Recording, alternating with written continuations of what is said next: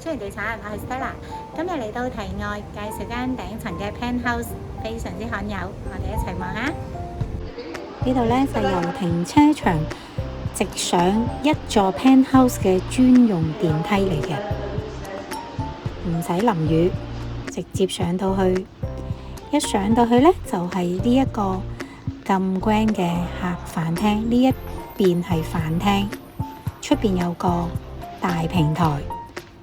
咁呢個實用面積係7912尺，咁呢邊係飯廳嘅位置。哇！你睇下呢個超高嘅中空樓底啊！呢邊係正南，又有個大露台啦。呢邊正南咁好靚啦，望翻向南呢邊維港呢個方向。咁呢個原則呢係5房5套，咁業主就再間多2間房，而家變咗係7房5套。咁呢一個套房呢，下低呢一層呢，就可以俾老人家住啦。呢一層呢個成個係一個大套房，另一邊係廚房，大廚房。咁工人房呢，裏邊呢都有3個工人房嘅。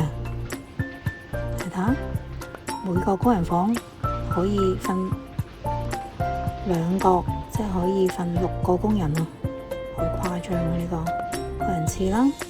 咁呢個內置樓梯上去，呢度有個家庭廳啦。家庭廳，咁業主而家啲裝修都執得七七八八。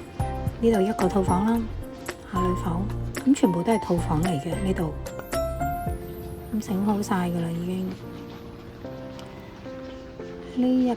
呢一邊都係一個客房，全部套房咯，